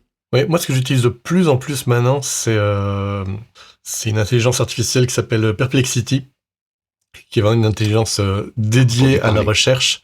Et c'est vrai que ça, c'est pas mal. Faut toujours vérifier, mais c'est le gros avantage, c'est qu'il source toutes ces infos. Donc, il n'y a qu'à cliquer et on a les liens vers l'endroit duquel il a été chercher les infos pour les agglomérer en une réponse cohérente. Mais du coup, c'est vachement pratique. Je n'utilise plus du tout Google. C'est vraiment que Perplexity. Dès que j'ai une question, je passe par Perplexity. C'est très, très pratique. Il faudra que je teste. Ouais, c'est vraiment bien. Et la version de base est gratuite. Franchement, c'est top. Et justement, les IA, ça nous aide énormément pour l'instant. Oui, c'est tout ce qui est montage vidéo, c'est littéralement banger. De pouvoir effacer une personne d'une vidéo, parce qu'avant, une image, C'était relativement simple. Oui. Mais là, maintenant, on a carrément des IA qui suppriment des personnes d'une vidéo complète ou des objets. Ouais, c'est clair que c'est le truc qui va de plus en plus se développer. Là, Il y a je le voyais... sous-titrage, enfin pas le sous-titrage, mais plutôt le speech-to-speech. Oui. Donc tu parles dans ta propre langue et puis ensuite ça peut diffuser dans n'importe quelle autre langue, Ouais. n'importe quelle autre langue. D'ailleurs, j'étais un peu excité par le fait que YouTube, maintenant, propose ça nativement dans YouTube, sauf que la qualité est tellement pourrie que je me dis, mais jamais je veux que quelqu'un entende ma chaîne avec cette voix-là, quoi. Non, je ne peux pas. J'ai écouté quelques gros youtubeurs comme ça en mettant en français et c'est vrai que C'est horrible, ça, je ne veux pas de ça, quoi. Ça ne suit pas l'intonation, il n'y a Non, rien du tout. C'est vraiment hyper plat, et c'est une voix vraiment de mauvaise qualité. On a l'impression que c'est une voix d'il y a 10 ans, quoi. C'est une voix de GPS, quoi. Alors qu'on Mais fait ça des trucs débarque. tellement quali. Mais ça débarque. Oui, Voilà, mais c'est ça. franchement, quand Donc on voit la ça va qualité s'améliorer que avec peut le faire, temps. Hein. quand on voit ce que peut faire Agen ou même sur Artlist, c'est qualité des voix qui est vraiment top. Je veux dire, les YouTube, qui est quand même une boîte à multimilliards, ils auraient pu au moins nous faire une voix de qualité, quoi. Et non, il n'y a même pas ça. Qui suivent pas l'intonation, ça je peux comprendre, c'est quand même assez compliqué de repérer et de reproduire ça. Mais qu'au moins la voix soit quali, là c'est pas le cas, quoi. C'est vraiment très très plat, quoi. On n'oubliera pas que c'est le début. Oui. Ça cas, débarque, ça va sûrement s'améliorer avec le J'espère, temps. Mais je me dis que ça peut être pratique aussi pour se faire connaître un petit peu ailleurs, toucher une communauté latine, asiatique. Bah, je sais que moi j'ai regardé des vidéos de youtubeurs comme ça et très vite après 30 secondes je fais en fait non, c'est pas supportable en fait. Pour moi quand même l'aspect humain, et donc l'aspect humain pour moi il y a la voix, les nuances, l'intonation, c'est capital en fait dans la vidéo. Sinon je pense qu'à la limite je préfère lire le mode d'emploi, quoi. Moi, Et t'oublies une chose importante. Qui est Et l'accent, une fois. Et l'accent, nom de Dieu. C'est important, ça. Et Mais c'est vrai, il y en a pas beaucoup qui font avec l'accent. Ouais, ben ça participe au charme, hein, bien sûr. Donc ouais, pour moi, on verra ce que ça deviendra, mais pour l'instant, on n'y est pas, quoi. Je trouve ça déjà bien. Et puis en plus, ils mettent beaucoup de choses en place sur YouTube. Là, comme ici, il va y avoir un système de formation aussi qu'on va pouvoir proposer. Oui, j'ai vu ça, oui. Bon, ils testent des choses. Ouais. Ils testent des choses. C'est pas forcément que je vais l'utiliser, parce que YouTube, il se gaffe quand même pas mal sur les dons. Ça, faut se le rappeler de ça. Moi ici, toi sur ta chaîne, je sais pas, je crois que c'est actif à les Super Thanks. Donc Oui, super, oui, merci. j'en ai mis ça, oui. Moi, de mon côté, je les ai complètement désactivés parce que quand je voyais ce qui restait à la fin. Oui, ils prennent c'est genre 30%, un truc comme ça, je sais plus. Je crois qu'on approche des 60. Hein. 60%? Enfin, en tout cas, moi, je voyais sur un don, on va dire, de 10 euros, je crois qu'il restait à peu près, allez, on va dire 5 euros. Quoi. Comme ça file en revenu AdSense, ben, le revenu AdSense, il est compté comme revenu. Cotisation sociale, charges, Ah oui, tu veux TVA, à ce niveau-là. Oui, t'as fait. Donc oui, de 5 euros, il te reste 2 balles à la fin. Ouais. Enfin, de 10 euros au départ, qui était déjà taxé et imposé, parce que la personne, c'est son salaire net, quoi. Elle te fait un petit cadeau de 10 euros, et toi, au final, tu te retrouves avec 2 euros net sur ton compte en banque. Donc, moi, je dis, ça va, c'est les Super Thanks, je vais arrêter, je vais écrire un petit compte Ko-fi. Ouais. Comme je voyais que ça débarquait aux États-Unis, donc je me dis, tiens, je vais utiliser ça aussi. Et ben voilà, moi je passe par là maintenant, si jamais les gens ils veulent me remercier, ils peuvent passer par le Ko-fi directement, 1 euro, 2 euros. Ouais, effectivement. C'est vrai que c'est fou de se rappeler quand même que, en gros, c'est tous des gens non salariés du YouTube qui font cette chaîne, en fait, cette chaîne énorme qui s'appelle YouTube, et en gros, on touche à très faible part des revenus de cette entreprise, quoi. C'est assez fou. On est des salariés bénéfiques. Mais enfin, bon, je les comprends aussi, hein, c'est quand même une société aussi, ils doivent quand même gagner leur vie. Mais effectivement, bon, le rapport est quand même assez énorme, parce qu'on fait tout le boulot de création. Effectivement, ils ont un boulot de gestion des serveurs, etc. Évidemment que c'est normal qu'il y ait un partage, mais le rapport est un peu fou, en fait. Je serais curieux de voir les serveurs, moi, de YouTube. Oui. Les salles ou les bâtiments de serveurs. Ah ouais, c'est colossal, quoi, c'est clair. Tiens, on parlait tout à l'heure des partenariats. Toi, tu en as un petit peu eu, tu as eu des demandes. Comment est-ce que tu vis ça ? J'ai souvent des demandes, ouais. mais je les accepte pas toutes. Moi aussi, il y en a. Parce qu'il y a un critère principal qui va rentrer en compte, c'est est-ce utile au montage vidéo. Donc, en tout cas, sur la chaîne Kriska. Donc maintenant, si jamais je faisais une chaîne, un monteur sur la route, disons van life, vie en camping-car, van aménagé, Là, évidemment, je serais prêt à accepter d'autres partenariats comme des batteries nomades, des panneaux solaires, etc. Ouais. Mais par exemple, ici, on viendrait me proposer, veux-tu faire la promotion de notre batterie nomade? Pour l'instant, sur la chaîne Kriska, il y a pas d'intérêt. En tout cas, Oui, je sais que je n'aurais pas l'audience qui rechercherait ce genre de oui, produit. non, faut être cohérent Donc par rapport forcément, à ça. les partenariats, il faut que ça colle déjà au montage vidéo Ouais. et qu'en plus de ça, ben, ils soient sûrs. Et puis que ce soit, en tout cas, moi j'ai vraiment envie que ce soit qualitatif, c'est-à-dire que si je trouve pas que ça a vraiment de l'intérêt, si ça bug, s'il y a des trucs que je trouve que ça n'apporte pas grand-chose, honnêtement j'ai refusé plein de partenariats, je pense que j'en ai peut-être accepté 1 sur 3, ou même sur 4, parce qu'il y en a plein où je dis, désolé, mais dans tous les cas, j'annonce, quel que soit le partenariat, je vais toujours donner mon avis honnête, voilà, même si je touche quelque chose avec ça, je vais quand même toujours donner mon Ouais. avis. Mais il y a des fois où je regarde un petit peu le truc et je dis, désolé, mais je vais pas accepter le partenariat parce que je vais faire une vidéo où je vais dire que, honnêtement, n'utilisez pas ce truc-là, donc me payez pas pour ça. Ça serait un peu ridicule, quoi. Donc, par contre, j'accepte d'autres partenariats où des fois je dis, oh, tiens, un petit bémol là ou là, et chose à améliorer peut-être pour le futur, mais il faut au moins que, principalement, je trouve que ça vaille la peine, quoi. Sinon, j'accepte pas le partenariat, quoi. Ça m'est déjà arrivé une fois aussi. De dire, OK, moi je veux bien travailler avec vous, mais il faut que vous modifiez deux, trois petites choses, parce que là, vous paraissez pas professionnel. Mm. Des fois, c'est des bêtises, hein. C'est juste une orthographe sur certaines fonctions ou des choses comme ça. Mais à partir du moment où je me rends compte que la société essaie de bien faire son boulot, dans ce cas-là, en général, j'accepte. Mon premier partenariat, c'est Motion VFX, d'ailleurs. Mhm. Bon, eux, directement, c'était mes premiers partenaires, et encore, à l'heure d'aujourd'hui, pas les uniques partenaires de la chaîne, mais toujours je considère les premiers, quoi. Parce que, non seulement ils sont fiables, on peut les contacter, leurs produits sont de qualité, Tout à fait. et je les utilise tous les jours. Mais il y a aussi, par exemple, d'autres concurrents de logiciels de montage. Là, il y a des Chinois qui essaient de me Oui. contacter depuis quelque temps. Bon, c'est un logiciel de montage concurrent DaVinci, qui est en ligne en plus, et payant. Oui. Je dis, mais pourquoi?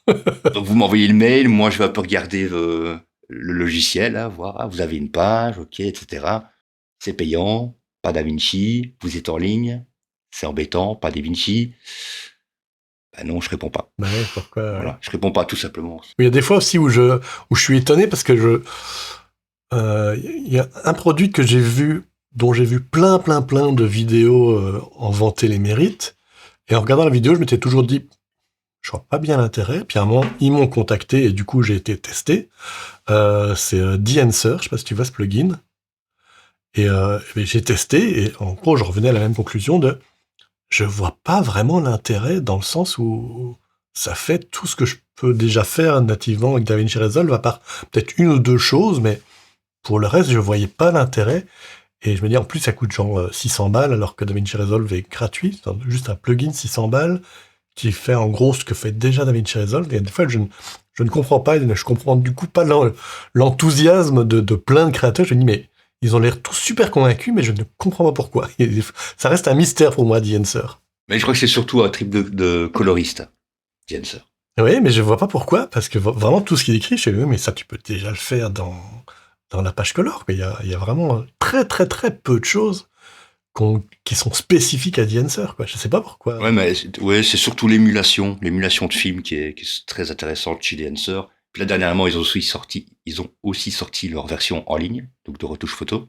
Donc voilà, c'est les petites applications qui sortent, qui sont bien pratiques pour ceux qui en ont besoin, et pour ceux qui n'en ont pas besoin, peuvent utiliser autre chose. Ouais, j'ai toujours été Mais dubitatif sur ce j'aime truc-là. bien mon Dancer. Ça fait aussi 2 ans, à peu près, presque 2 ans que je travaille avec eux. Ok.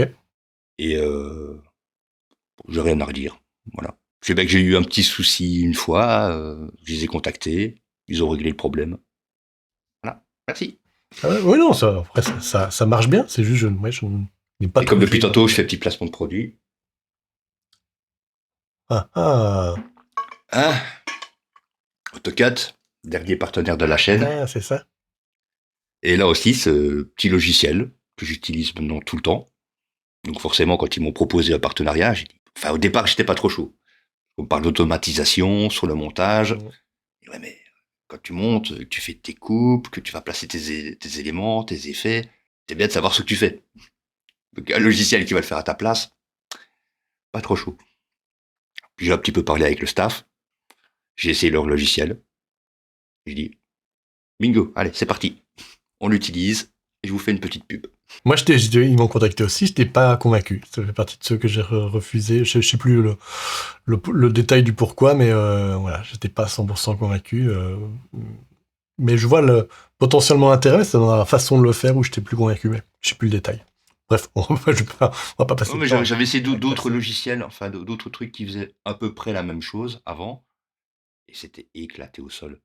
Ça n'allait pas du tout. Mais bon, là, comme je vois que c'était une petite équipe qui avait l'air bien dynamique, hein, donc plein d'énergie, enthousiaste et tout, allez, j'ai un petit peu essayé leur logiciel. Mhm. En plus, je l'avais encore en version bêta sur DaVinci Resolve, moi. Donc c'était avant qu'il y ait le grand lancement. C'est-à-dire que dans leur serveur Discord, tous les nouveaux, enfin tous les youtubeurs déjà connus sur DaVinci Resolve, qui ont ensuite utilisé AutoCAD, je les ai vus arriver sur le serveur. Ça me faisait bien rire, ça d'ailleurs. Et voilà, c'est des trucs comme ça, des fois on n'est pas chaud au départ, parce qu'on a peut-être eu une mauvaise expérience avec un produit similaire mais d'une autre marque. Et finalement, je me dis, t'essayes et tu vois si ça te plaît ou pas. Ici, comme les choses évoluent, je dirais avec l'intelligence artificielle et compagnie, je dis, on va avoir de toute façon de plus en plus de facilité pour faire du montage vidéo à l'avenir. Oui, c'est clair, c'est clair Ça, que ce soit ça ici va être pour un les développement coupes. énorme à plein de niveaux, quoi. Là, je vois ce que fait Première aussi, qui vient de rajouter un truc de génération de vidéos, c'est-à-dire que tu peux augmenter la Les tendre. durée d'un clip. Ouais, les tendre. Et c'est vrai que je peux me souvenir de plusieurs fois, je me dis, une seconde de plus, ça aurait été bien, et tu les as pas. Et là, de dire, tiens, je peux augmenter le plan. Bon, après, faut voir la qualité, parce que ça dépend évidemment très fort de ce qu'il y a dedans, quoi. Si c'est un plan sur un paysage, je suis sûr que ça va très bien se passer. Si c'est quelqu'un qui est en train de traverser, je ne suis pas sûr qu'il va vraiment pouvoir respecter le mouvement, le balancer des bras, les cheveux qui bougent. Voilà. Même si, effectivement, ça évolue énormément, et des trucs de génération de vidéos par IA qui sont de plus en plus incroyables. Même Et, si on et c'est fait... le genre de truc que finalement, j'ai l'impression qu'on n'aura pas sur DaVinci Resolve. Hein. Oui, en tout cas, il y a des trucs qui utilisent l'IA, mais effectivement, en IA générative, il n'y a encore rien, parce que c'est tellement un domaine en soi et que ça demande une telle puissance. Mais tu penses que DaVinci, chez Blackmagic, il pourrait l'intégrer un jour à DaVinci? Il faudrait vraiment qu'ils développent un pan entièrement nouveau de leur travail, parce que pour l'instant, il n'y a rien du tout en génération basée sur l'IA, quoi. Ils utilisent l'IA pour des choses, mais pas pour de l'IA générative, quoi. Mais je pense que ce serait une bonne chose, parce que ça va devenir incontournable. Mais moi, personnellement, je suis pas sûr. Je pense pas que chez Blackmagic Design, ils vont investir dans des serveurs et faire Je une crains qu'ils ne le catégorie fassent pas. IA pour nourrir un logiciel qu'ils fournissent à la base gratuitement. Dire Oui, ce serait sans doute dans la partie studio. S'ils le font, ce serait plutôt... Ou ce serait peut-être de passer du coup à un abonnement, parce qu'effectivement, ça, c'est des serveurs à entretenir, etc. C'est un truc oui, énorme. ou alors qu'il y aurait cette option, mais avec abonnement. Oui, c'est ça. Comme ils ont fait le cloud, parce que l'air de rien, ils ont quand même développé aussi des serveurs. Alors, je sais pas si c'est leur propre serveur ou s'ils ont un abonnement chez Amazon pour utiliser leur serveur, mais Là, je serais pas de ils dire. développent ça en tout cas. C'est des choses qu'on attend, peut-être pas. Moi, personnellement, qu'ils intègrent un peu plus d'IA à DaVinci Resolve, ça pourrait être bien, mais ça m'intéresse pas plus que ça. Moi, je peux vraiment imaginer un futur de DaVinci Resolve où de plus en plus on parle au logiciel comme on parlerait à un monteur en lui demandant de faire ça. Et je pense qu'on peut aller de plus en plus vers ça, c'est-à-dire où les compétences techniques, et vraiment là je me tire une balle dans le pied en pensant ça, parce qu'effectivement ça veut dire que nos chaînes ne servira plus à rien, mais où effectivement il n'y a plus besoin de compétences techniques, et il y aurait juste besoin de pouvoir formuler une idée correctement, dire voilà, moi je veux qu'au début qu'il y ait un titre qui arrive en plein milieu, puis qu'il y ait un zoom, puis ça fait une explosion, et puis ça revient en tout petit, puis il s'inscrit sur la casquette du gars, tu lui dis, il comprend, et il crée ça. Et je pense qu'à terme, on va arriver à ça. Mauvaise nouvelle. Vas-y. On peut déjà le faire. En partie, oui, mais pas bien. J'ai déjà fait des petits tests avec Fusion, etc. Il peut créer des nodes et compagnie. Ah ouais, donc oui, j'ai fait des même chose que moi, alors. Passer par genre ChatGPT, vas-y, fais-moi un petit peu une composition, fais-moi un script Lua sur tel et tel effet. On peut faire un peu des trucs comme ça, mais voilà, pas encore au stade où tu peux être sûr qu'il va reproduire exactement ça si t'as aucune compétence. Faut quand même un peu retravailler les trucs derrière. Mais Oui, et puis effectivement, l'intelligence artificielle ne va pas t'apporter les assets non plus dont tu pourras avoir besoin. Si tu euh, crées un fond, un background à partir d'un background, d'un solid color, mhm. ou un gradient, peu importe, ça, effectivement, d'un script, on peut le sortir et va le prendre dans la bibliothèque. Mais si c'est prendre un asset d'une photo d'une plage qui va te servir de background, il faut qu'il ait cet élément-là. Bah ça aussi, dans l'absolu, si on parle Et ça bloque. d'IA dans quelques années, non, lui aussi entendra dans ta demande que tu as besoin d'un fond avec une plage et il va te générer un fond avec une plage. Ça fera partie des choses qu'il générera, quoi. Mais c'est vrai que ça le fait déjà, en fait. Bah oui, c'est tout à fait possible. Avec AutoCAD, justement, voilà, il y a la fonction AutoCAD B-roll qui lit Oui, les mots et qui va rechercher chez Pexel et tout à Pixabay fait. les images correspondantes. Soit existant, soit les créer si ça n'existe pas, quoi. Les deux Ici, sont... il est créé, non, pas pour l'instant, enfin pas avec AutoCAD, mais Oui. je sais qu'il y a des logiciels qui vont le faire. Oui, je suis toujours dans la projection de ce que pourrait être le futur de la post-production. Je pense vraiment que c'est très possible que les compétences techniques sont de moins en moins nécessaires, que ce soit une IA qui génère ça. Parce qu'effectivement, c'est quand même fou, ce DaVinci Resolve, 3500 pages, un truc comme ça. Le temps, les mois, les années que ça prend pour connaître ce truc-là, c'est quand même... c'est fou. Ah, je crois que t'allais dire le temps, enfin les mois, les années, le temps que ça prend à lire ce À truc-là. lire ça, ouais, ça, c'est quoi Ouais, à lire et puis après à vraiment les intégrer, pas juste à avoir lu, mais à avoir compris, et aussi à s'en souvenir, parce qu'on nous-mêmes, on va revoir nos vidéos. Effectivement, c'est compliqué, c'est pas pour rien qu'on a besoin souvent, non pas de quelqu'un qui fait tout, mais d'une personne pour le montage, une pour le mixage, une pour les effets, une pour l'étalonnage, parce que comme c'est des gens qui font que la même chose tous les jours, du coup, ils ont les réflexes. C'est très difficile d'avoir les réflexes de tout, parce que tu les perds, parce que tu fais pas tout le temps. Et donc, Enfin, effectivement, mais une IA, surtout que nous, elle on pourrait fait, faire tout. on fait plusieurs métiers à la fois en plus. Oui. Enfin, toi, parce que tu as déjà un métier à côté, Oui, quand hein, même donc des avec métiers. l'improviste. Ouais. Mais tu as aussi ta chaîne de youtubeur, mais ta chaîne de youtubeur, bah, ça te demande d'être chargé de communication, auteur, cadreur, t'es metteur en scène, euh, bon, tu fais la gestion de son et lumière. Donc c'est plein de petits métiers comme ça que tu utilises au quotidien, mais sans pousser à fond non plus. Ouais, t'as vu. Donc c'est ça que moi, d'ici, quand je mets mon éclairage, allez, je vais dire, j'en ai pour 10-15 minutes, quoi. Alors qu'un spécialiste, lui, il va prendre sa lampe, il sait directement, il sait quelle température il va mettre, quelle puissance, où la placer, et en 3 minutes, c'est fini, c'est plié. Mais donc, ouais, je pourrais vraiment imaginer un monde où la post-prod, il faut de moins en moins de compétences techniques. Est-ce que c'est une bonne ou une mauvaise nouvelle? Je ne sais pas. Mauvaise dans l'absolu pour les gens qui ont passé des années à apprendre les choses. Oui, il y aura un petit sentiment de putain, tout ça pour ça. Et un sentiment d'être un peu dépossédé d'une compétence qui était un peu unique.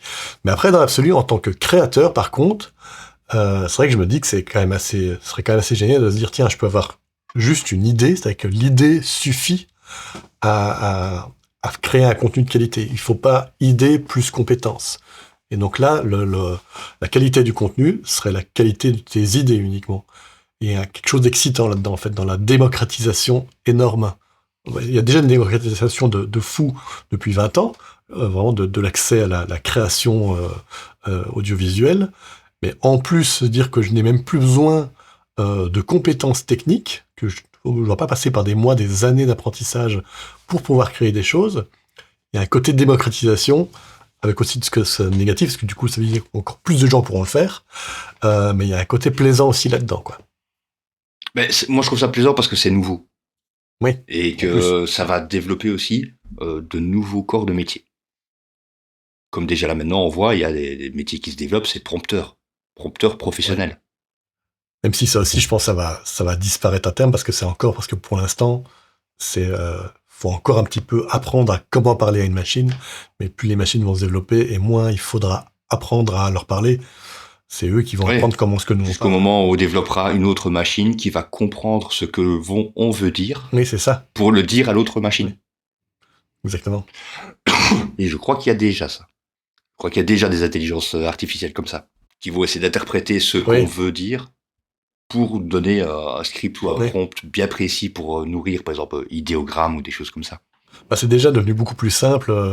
Moi, je utilise Midjourney pour la création d'images. Au début, on rajoutait plein d'infos en plus, etc. Et maintenant, un prompt très simple est très vite efficace, quoi. C'est déjà en train d'évoluer, ça. Ouais, je pense qu'effectivement, on va voir dans les prochaines années vont être assez folles en termes d'évolution, quoi. Impatient de voir ça. Ouais. Et de voir les dégâts que ça va faire, les nouveaux métiers que ça va Ouais, créer. ouais. Parce que c'est toujours la grande peur, hein. Je veux dire, même moi, dans mon métier de base, automaticien, j'étais détesté. Les automaticiens, il y a 30 Ouais. ans ou il y a 40 ans dans les usines, ils étaient détestés. Bien sûr, ouais, bien sûr. Les ouvriers, vous voyez ça, ces techniciens-là arrivaient pour leur enlever leur boulot. Ah ouais, tu viens, tu vas mettre une machine à ma place. Ouais. Et c'est pas comme ça que ça marche. Parce que dans les faits, ils n'ont pas, les gens qui ont été remplacés par des machines n'ont pas été virés. Ils ont juste fait un autre boulot, plus léger. Et à la fin de la journée, pas tous, hein, mais pour beaucoup, ben, ils rentraient pas à leur voiture complètement pliée en deux parce que leur dos était HS. Donc on a Oui, remplacé des charges lourdes, tout ce qui était portage de charges lourdes, par des machines, des trucs très répétitifs qui t'auraient créé des arthrites et compagnie à force, ben, par des machines aussi. Mais il y a des êtres humains qui vont nourrir les machines. Puis celui qui était opérateur, qui était remplacé par un bras mécanique, peut-être qu'aujourd'hui, maintenant, il s'occupe avec sa petite burette d'huile d'aller graisser chacune de ses machines. mais dans la pratique, il y a quand même, certes, il y a des reconversions, mais c'est clair que aussi la part de production est de plus en plus faite par des machines. Et là où il y a une grosse différence avec l'IA, c'est que autant effectivement certaines grosses révolutions, mais c'était déjà autant du métier à tisser. Déjà ça à l'époque, c'était une catastrophe. Mon Dieu, c'est des machines qui font ça à nos places. Mon Dieu, ça va pas aller du tout. Et donc effectivement, ça, il y a toujours d'autres choses qui sont faites. Mais avec l'IA, le problème, c'est que c'est assez global. C'est-à-dire que d'un coup, c'est des centaines de millions de postes qui sont potentiellement remplaçables. Et donc ça, là, c'est assez compliqué. C'est vrai que même pour rédiger des textes et tout ça, maintenant, on peut s'aider quand même de l'IA, on peut faire plein de Mais choses. tellement, c'est incroyable, quoi. Si tu as une question juridique à poser, ben, Ouais. avant, ça t'aurait coûté 2, 3, 400 balles d'avocat pour une séance d'une demi-heure pour poser tes questions, avoir tes réponses. Maintenant, avec ChatGPT, tu dis, écoute, suivant la juridiction de tel pays, comment ça se passe? Voilà. Et il Ouais. donne la réponse. Ça a un côté pratique. Oui, pour le graphisme aussi, c'est juste fou, quoi. Dire, tiens, j'ai besoin d'une photo de tel truc, etc., dans tel genre. Avant, t'aurais effectivement payé quelqu'un. Je voudrais pas pour l'instant être graphiste, hein. C'est vraiment dur ce qui leur arrive. Mais voilà, ça va tomber sur tout le monde, hein. C'est les doubleurs, c'est pareil. Ils vont être remplacés. Et je pense que vraiment, on sous-estime grandement. Là, je voyais Macron qui disait à quel point c'était vraiment une aubaine, l'IA. Non, non, ça va pas couper des postes. C'est inévitable. C'est des centaines de millions de postes qui vont Ça tomber. dépend quelle IA, toujours, c'est ça le truc. Ça dépend quelle IA et comment elle est utilisée. Et surtout, comme je te le disais, là, avec l'exemple de la petite burette qui va aller graisser les machines, ben, on n'a pas toujours conscience des métiers aussi que ça va créer derrière. On n'y va pas forcément arriver, je veux dire. Oui, mais le problème, c'est que maintenant aussi, les gens, pour aller avec la petite burette graisser les machines, vont être remplaçables par un gros développement aussi de l'IA, qui sont les robots à l'IA. Parce que là, vraiment, le but de créer un robot humanoïde, c'est justement de pouvoir remplacer toute chose qui peut être faite par un humain. Donc si on remplace d'une part tout ce qui peut être fait concrètement, parce que c'est un robot humanoïde, donc qui est exactement la forme qu'il faut pour faire tout ce qu'un humain peut faire, et qu'en même temps on crée des IA, on va dire sous forme d'ordinateur, qui peut remplacer tout ce qu'un humain peut faire intellectuellement, il va pas rester grand-chose. Et là encore, c'est limité dans la fonctionnalité. Par exemple, là ici, on prend l'exemple de la petite burette. Ben là, il faudrait un androïde ou un robot de forme humanoïde qui soit dédié, en fait, qu'à faire ça. Juste des petites actions simples, et ce serait même pas forcé qu'il soit de type humanoïde, hein. Par contre, il y a des postes qui, j'imagine mal se faire remplacer un jour. Lesquels? Un psy, par exemple. Eh ben, je viens de voir un reportage là-dessus. Si, les psys aussi. Il y a Il faut de l'empathie, il faut quand même un côté social, affectif. Enfin, il faut une compréhension de l'autre. Je t'enverrai le lien si je le retrouve, mais il y a D'accord. des équipes qui travaillent pour l'instant sur des IA psy. Et au début, j'étais comme toi, genre, mais non, ça n'a pas de sens, justement, ça doit rester humain. Et en fait, il y a des arguments qui sont pas débiles, c'est qu'il y a une explosion de la demande, spécialement avec le Covid, C'est que la demande d'aide psychologique a vraiment Tu dis un mot qu'il explosé. faut pas dire. Oui, il faut pas dire. Donc la demande a vraiment explosé. Il y a pas assez de psychologues. En plus, ça coûte cher, plus cher que ce que les gens ont dans un monde de plus en plus en crise.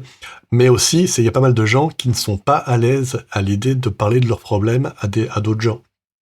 Ce qui est assez compréhensible parce que justement, ils ont un problème psychologique. Donc, si un problème psychologique, c'est de ne pas pouvoir parler à d'autres gens, ils vont jamais pouvoir trouver quelqu'un pour les aider. Et l'IA résout ça. Et ils se sont rendus compte qu'il y a des gens qui ne trouvaient pas d'aide auprès de psychologues et qui ont pu être aidés parce que c'est pas une personne. Et donc, ils peuvent se livrer entièrement. Ben, c'est fou, ça. C'est fou.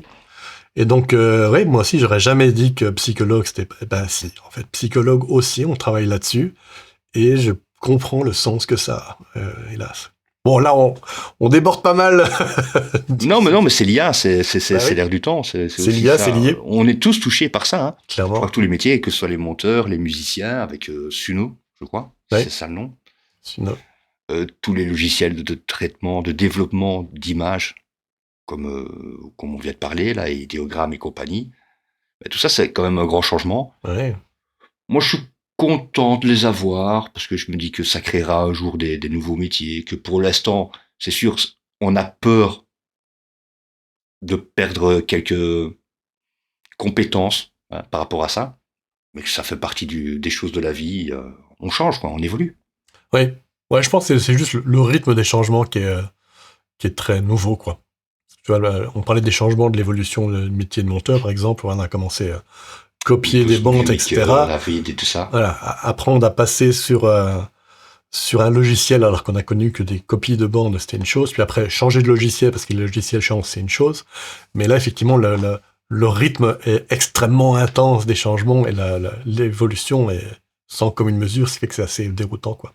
Je pense qu'il y a fort changé aussi, c'est que j'ai l'impression que pendant des décennies, on pouvait en gros projeter de quoi sera fait notre vie ou nos métiers des 15 ou 20 prochaines années.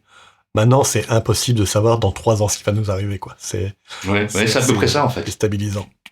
Il y a 50 ans, tu commençais carrière, tu savais que tu allais, entre guillemets, finir carrière dans la même entreprise, quoi. Maintenant, à l'heure actuelle, même au niveau des travailleurs, hein, je veux dire, c'est comme ça que ça se passe. Tu rentres dans une boîte, tu sais pas si 5 ans après, la boîte sera toujours là. Elle aura peut-être délocalisé. Ou qu'est-ce qu'elle fera exactement? Que sera ton métier? Est-ce que ton métier existera encore? Enfin, une évolution tellement rapide qui a été... Ouais, ça fait penser... là, ici, dernièrement, moi, je travaille en usine, une usine qui fait du café. Et avant de faire du café, ils faisaient de la viande. Ok. Tu vois, rien à voir, quoi. Rien à voir.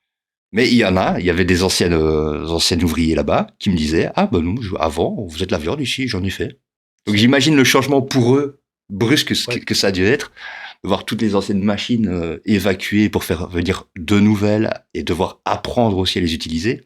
Enfin voilà, eux, ils avaient pas le choix parce qu'ils voulaient garder leur boulot. Mais bon, ici, nous, on va peut-être pas avoir le choix. On va peut-être être obligé de passer par tout ça pour continuer à créer. Ouais, on devrait trouver d'autres choses. Et effectivement, il y a de plus en plus de gens qui changent de métier plusieurs fois maintenant sur leur vie, alors qu'avant, effectivement, t'avais un métier, point. Maintenant, effectivement, ça arrive de plus en plus qu'on passe à autre chose, quoi.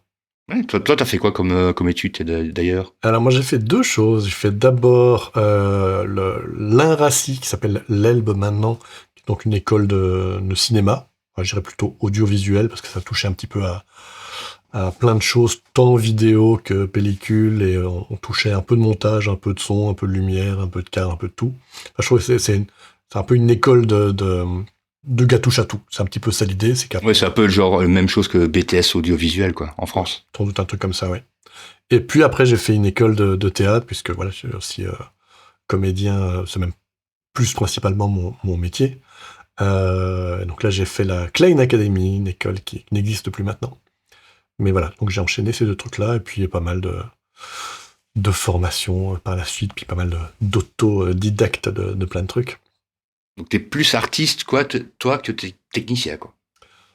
Disons que j'ai toujours considéré la technique comme un moyen de donner sens à mes idées d'artiste. C'est pour ça que ça m'excite, l'idée de, tiens, et si l'idée suffisait, ce serait vachement chouette, parce que j'ai passé des années de ma vie à apprendre comment mettre en concrétisation des idées que j'ai eues. Et donc, c'est passé par l'audiovisuel. Voilà, j'ai une envie de court-métrage. Ben voilà, il a fallu tout apprendre pour faire toutes les étapes et pour arriver à la fin à avoir un film, quoi. J'ai une idée de pièce. Ben pareil, il faut apprendre un petit peu toutes les choses, quoi, qu'il y a à faire pour ça. Donc, j'aime bien apprendre, j'aime beaucoup apprendre. Ça fait vraiment partie de mes grands plaisirs de la vie. Mais c'est vrai que ça me donne un côté très touche-à-tout, multicasquette. Si je vais compter les métiers que j'ai, c'est une Et quinzaine. ça te fait pas t'ennuyer au bout d'un moment? Au contraire, c'est l'inverse. Moi, je m'ennuierais si je faisais tout. Non, mais quand tu es dans un domaine et que tu arrives à un moment où tu n'as presque plus rien à apprendre. Mais justement, le fait de multiplier les choses, j'ai toujours des trucs à apprendre. Enfin, déjà, je pense, même si tu fais qu'une seule chose, tu peux toujours apprendre encore plus, quoi. Même si tu joues que de la trompette, à mon avis, tu continues d'apprendre encore après 20 ans, quoi. Et moi, je suis plutôt à vouloir jouer de la trompette, du violon, du saxo, et faire tout l'orchestre en même temps. Et donc, il y a tout le temps à apprendre, donc je suis tout le temps excité par ces apprentissages, quoi. Moi, je pense qu'à 82 ans, j'apprendrai encore des trucs, quoi. J'aurai encore envie d'apprendre, quoi. J'espère que si je vis jusque-là, pareil, quoi. Parce que apprendre des nouvelles choses, c'est quand même la base. Moi, une fois, j'avais reçu un commentaire, quelqu'un qui me disait « Ouais, c'est dommage que tu montres tes tutos sur le logiciel avec l'interface en anglais. » Oui, j'ai souvent ce commentaire-là. Et pour moi, ma réponse générale, c'est de dire tout simplement « Désolé, j'ai beaucoup plus facile, et ce sera plus facile pour vous de vous y retrouver avec le logiciel en anglais, parce que dans sa version francophone, tout n'est pas traduit. » Oui, déjà. Moi, c'est surtout ça qui fait en sorte que je reste sur la version anglophone. Et sans parler du fait que pour rechercher des informations, c'est beaucoup plus pratique. Qu'ensuite, au niveau du lexique, au niveau cinéma, on s'y retrouvera quand même beaucoup plus facilement en anglais. De toute façon, même en France, quand ils sont sur tournage, si on tend l'oreille, c'est pas que du français. Ben oui. Et donc, apprendre, moi, comme ça, j'aime bien. Là, je regarde, là, on est déjà à 1h30. J'avais pas vu le. Ouais, ça va en faire des courses. Bon, je pense qu'on va s'arrêter là. Wow, tout fini, hein. Ben oui. Voilà. Bon, ça a été un plaisir, en tout cas, d'échanger un petit peu avec toi, de découvrir un petit peu. Bien pareil, monsieur Joli Pixel. De même. Bon. Donc, il y a des choses que tu as prévues, toi, de nous sortir bientôt sur ta chaîne? Écoute, ma prochaine vidéo, ça va être sur les keyframes, mais en partie les keyframes dans la page color.